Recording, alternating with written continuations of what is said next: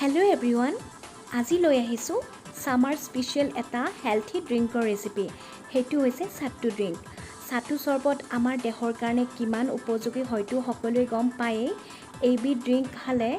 আমাৰ weight loss কৰাত বহুত সুবিধা হয় আৰু গৰমৰ পৰা পৰিত্ৰাণ পোৱা যায় আমি দিনটোত যদি এগিলাসো খাওঁ আমাৰ বহুত টাইমলৈকে ভোক নালাগে আৰু দেহত বহুত এনাৰ্জি পোৱা যায় হেহে আমি সকলোৱে এই ড্ৰিংকটো খাবই লাগে গৰমৰ দিনকেইটিত মই সাট্টুৰে নিমখীয়া চৰবত বনাম সেইবাবে মই ইয়াতে 6 চামুচ মই সাট্টু গুৰি লৈ লৈছো নিমখীয়া সাট্টু বনালে অলপ পনিয়া হলে ভাল লাগে সেই কাৰণে ইয়াতে মই 6 চামুচ ব্যৱহাৰ কৰিছো মিঠা হলে আপোনালোকে পৰিমাণটো অকণমান বঢ়াই ল'ব পাৰে আৰু এই পিনে মই লৈছো চৰবতটো দিবৰ বাবে সৰু সৰুকৈ কটা পিয়াজ দেখিছেনে মই বহুত সৰু সৰুকৈ কাটি লৈছো ফাইনলি চপড কৰিছো পিয়াজ লৈছো ইপিনে অকণমান মই পুদিনা পাত লৈছো অকণমান ধনিয়া পাত লৈছো আৰু অকণমান জলকীয়া লৈছো মই গুটেখিনি সৰু সৰুকৈ কাটি লৈছো আপোনালোকে যদি জলকীয়া নাখায় তেনেহলে জালুকৰ গুৰিও ইয়াতে ব্যৱহাৰ কৰিব পাৰিব পিয়াজটো দিবই লাগে কাৰণ পিয়াজটো গৰমত খোৱাটো ভাল হয় ইয়াতে মই নেমুৰ ৰস ব্যৱহাৰ কৰিম মই 4 চামুচ নেমুৰ ৰস ইয়াতে বাটি এটাত উলিয়াই লৈছো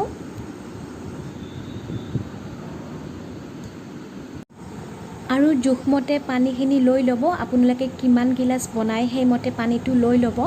আৰু এডাল মিলাবৰ বাবে হুইক্স লৈছো আপোনালোকে যিকোনো মিলোৱাকৈ চামুচ বা তেনেকুৱা লৈ ল'ব পাৰে এই পিনে মই ডাঙৰ বাটি এটা লৈ লৈছো আৰু সাট্টু গুৰিখিনি ইয়াতে দি দিলো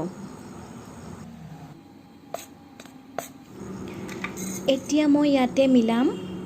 আধা চামুচ নিমখ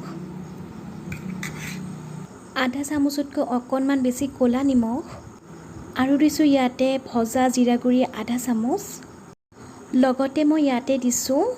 এক পিস নেমুৰ আচাৰ আপোনালোকে ইয়াতে আচাৰ দি পেলাই খাবচোন খুব ভাল লাগে নেমুৰ আচাৰ নাথাকিলে আমৰ আচাৰ বা যিকোনো এনেকুৱা আচাৰ দিব পাৰে টেষ্টটো ভাল লাগে আৰু দি গুটেখিনি ভালদৰে এনেকে অকণমান লৰাই অলপ অলপকৈ পানী দি পেলাই এইখিনি মিক্স কৰি লম একেবাৰতে গুটেখিনি পানী দি নিদিব অলপ অলপকৈ দি এইখিনি ভালদৰে মিহি কৰি লৈ ল'ব মই এয়া দেখিছেনে অলপ অলপকৈ দি গৈছো আৰু মিলাই আছো এয়া চাওক এনেকৈ মিলাই লৈছো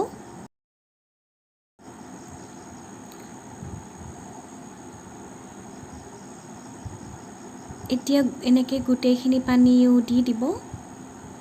দি পেলাই ভালদৰে হুইক্স এডালৰ সহায়েৰে এনেকৈ লৰাই থাকিব কিছু টাইম লৰাই থাকিব এনেদৰে হুইক্স যদি নাথাকে তেনেহলে যিকোনো চামুচ বা হেতাও ব্যৱহাৰ কৰিব পাৰে মিলাবৰ বাবে এতিয়া আমি ইয়াতে মিলাব লাগিব নেমু টেঙাৰ ৰসখিনি এনেকৈ দি দিব আৰু মিলাই ল'ব